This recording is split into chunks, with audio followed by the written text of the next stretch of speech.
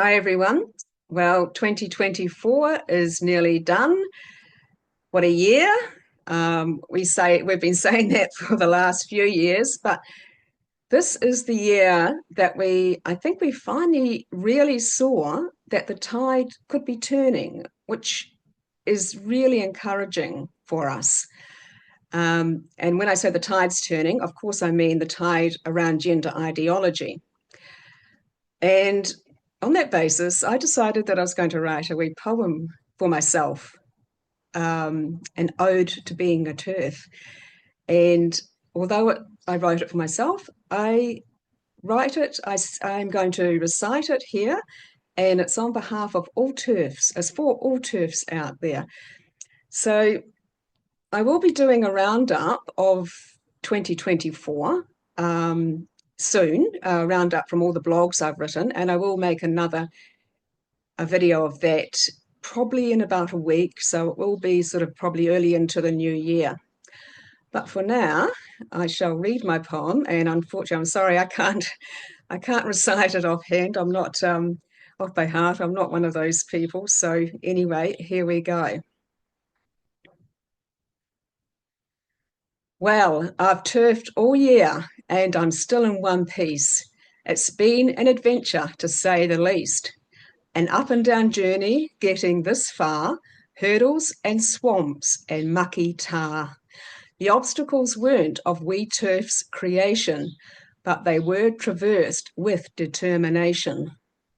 I wasn't planning on fighting again at this age, but I refuse to be put into a woke cage.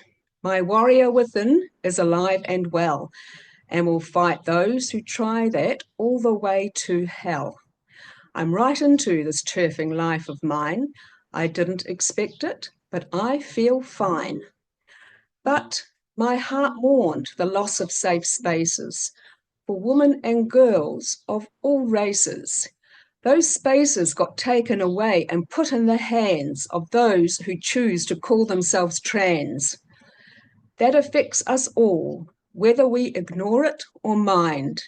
There's no turning back from this fight of our time. Those rights we had, I want to regain. That is where we have to aim. And don't let the language of women be stolen away while we're not looking. Let's keep our vision on what's clear. We can see there is a worthy fight here. Something within me has changed. Who I thought I was is all rearranged. Gender ideology brought chaos and harm. And, like others, I'll fight it however I can. My focus is on that path ahead. The fire is stoked, burning, and red.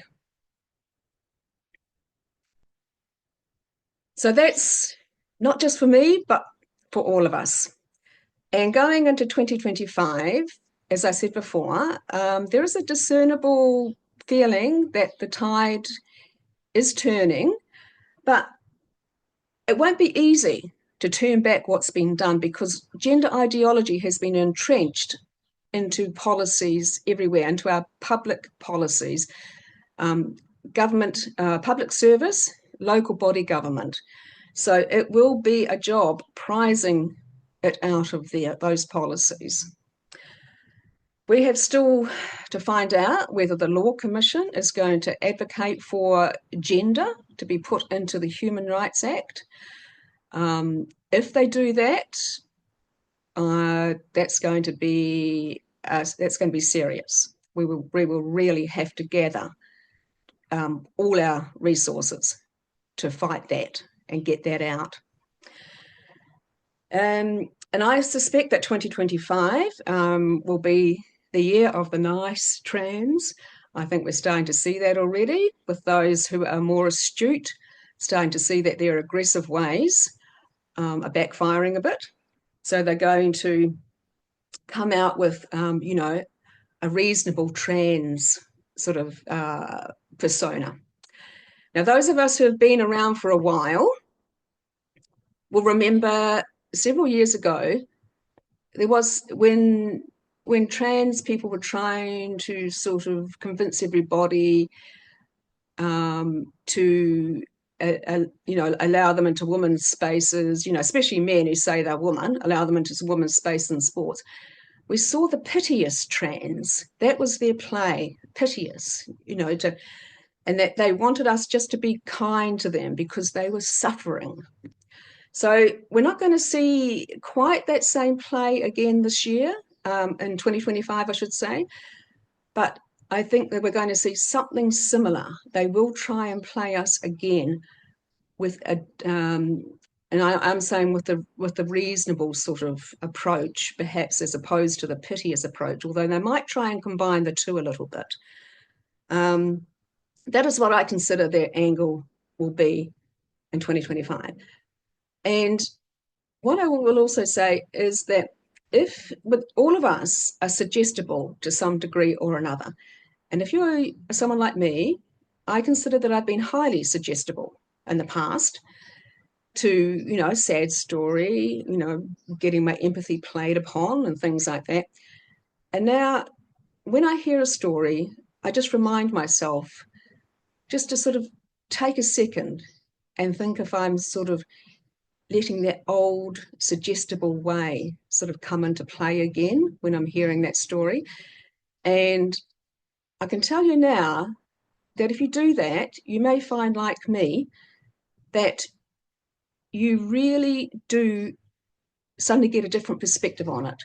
You stop seeing the play on your emotions, the tug at your heartstrings, all that sort of thing, and you just sort of you see it differently. So I would suggest that 2025 is the year of just raising your awareness of how suggestible you might be to a sad story, especially from men who say they're women who want to get into women's spaces and sports, etc.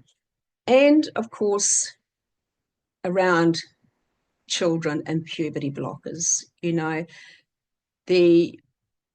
the piteousness. I mean, the piteousness actually is still being played around that, and that I think, will go into a bit of overdrive next year in 2025, because people can see that slipping away a bit as well. So anyway, that's 2024, almost done and dusted. It's the 29th of December here today. And 2025 will be more of the same, but there will be some differences. And I think that we will make some inroads, but it is a year of really pulling together and combining our resources to defeat gender ideology. Okay, I'll see you again in a little while when I do a roundup of my 2024 blogs. Okay, bye.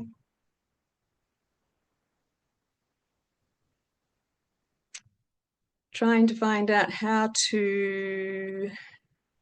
Where's my stop recording? Oh, here we go. Okay, this time. Bye.